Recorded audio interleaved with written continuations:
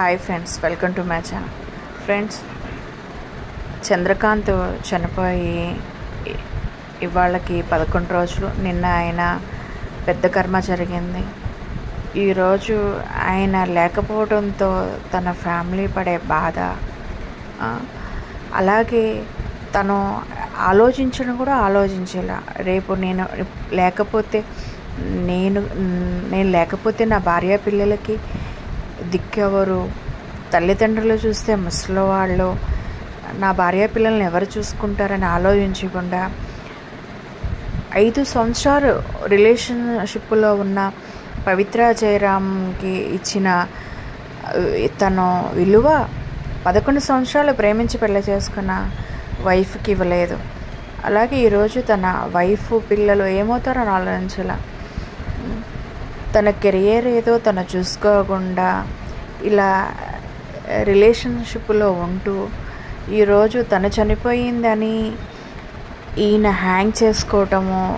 చంద్రకాంత్ ఎటు చూసినా వాళ్ళ భార్య పిల్లలు తల్లిదండ్రులకి బాధ, కానీ అటు పవిత్ర ఫ్యామిలీకి ఆమె పవిత్ర లేదు. అంతేగాని తన పిల్లలు ఇద్దరు చిన్నపిల్లలు కాదు. ప్రజెంట్ వాళ్ళు అన్నీ తెలుసు. వాళ్ళు ఒక 1 year 2 years అయితే జాబులు చేసుకుంటారు. ఇటు చూస్తే వీళ్ళు చిన్న పిల్లలు. చంద్రకాంత్కి ఒక్క నిమిషం ఆలోచించుకోకుండా ఆయన అలా చెయ్యటము చాలా బాధగా ఉంది.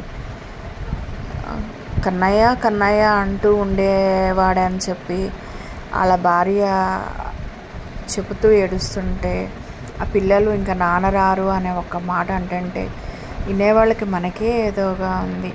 ఆ చంద్రకాంత్ ఒక్క నిమిషం ఆలోచించుంటే ఈరోజు ఇలా జరిగేది కూడా కాదు.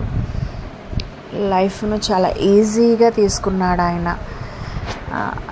తను అనుకున్నది చేశాడు, కానీ నేను లేని రోజు నా ఫ్యామిలీ ఏమవుతుందా అని మాత్రం తను ఆలోచించేలా. కెరియర్లో ఇప్పుడే కొంచెం నిలదొక్కునే టైంలో ఇలా నిర్ణయం తీసుకోవటము బాగాలేదు. అలాగే ఆ ఫ్యామిలీని television industry, Zee Telugu industry కొంచెం హెల్ప్ చేస్తే ఆ ఫ్యామిలీకి బాగుంటుంది. పిల్లలు చిన్న పిల్లలు, వాళ్ళు మాట్లాడే మాటలు మనకి బాధగా అనిపిస్తున్నాయి. ఫ్రెండ్స్, ఎవరైనా సరే ఇలా రిలేషన్షిప్లో మాత్రం ఉండి వైఫ్కి పిల్లలకి అన్యాయం మాత్రం చేయకండి. ఇలా మన ముందే ఒక నిండు ప్రాణం పోయింది. తన ఫ్యామిలీ 3 రోడ్డు మీద పడిపోయారు. ఈరోజు వాళ్ళకి వెనక్కి తిరిగి చూస్తే ఏమీ లేదు. ఫ్యూచర్ ఏంటా అని ఆలోచించుకుంటూ ఉంటున్నారు వాళ్ళు. ఇలా ఎంతోమంది జీవితాలు నాశనం చేసుకున్నారు.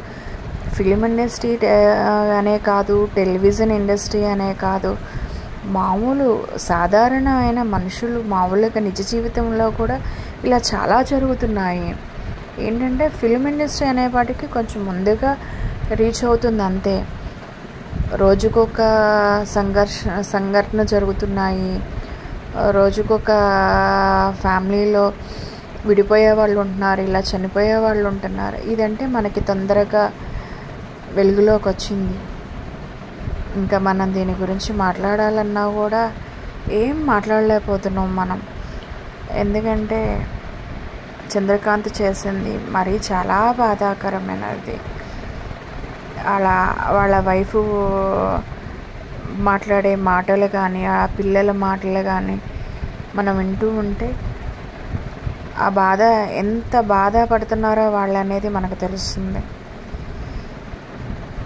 ఫ్రెండ్స్, మీలో ఎవరైనా సరే సినీ ఇండస్ట్రీకి సంబంధించిన, టీవీ ఇండస్ట్రీకి సంబంధించిన వాళ్ళైనా సరే వాళ్ళకి తోచిన సహాయం చేయండి. వాళ్ళ ఫ్యామిలీకి అండగా ఉండండి. అలాగే మనం అందరం కలిసి ఆ ఫ్యామిలీకి అండగా ఉందాము.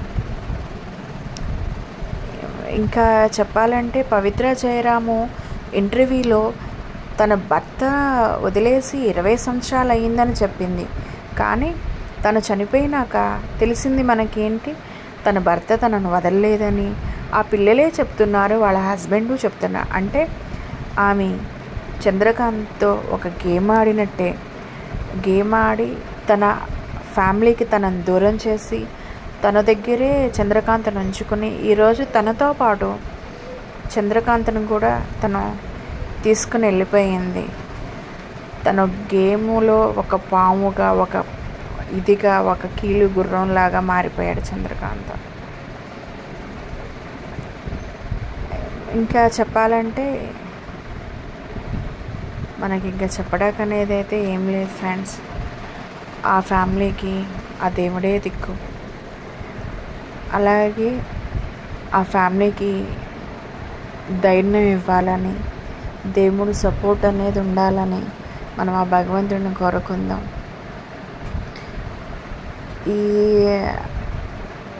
ప్రాబ్లంలో నుంచి ఆయన మర్చిపోవటం అంటే వాళ్ళకి ఇప్పుడే అవ్వదు, కానీ మర్చిపోతూ ఉంటే రేపటి రోజున వాళ్ళ ఫ్యామిలీ, ఆమె పిల్లల్ని చూసుకుంటూ ముందుకెళ్ళగలుగుతుంది. లేదంటూ ఆయన జ్ఞాపకాలతోనే తను అట్లాగే ఉంటే రేపు రోజున పిల్లలు అనేవాళ్ళు చాలా డిప్రెషన్లోకి వెళ్ళిపోతారు.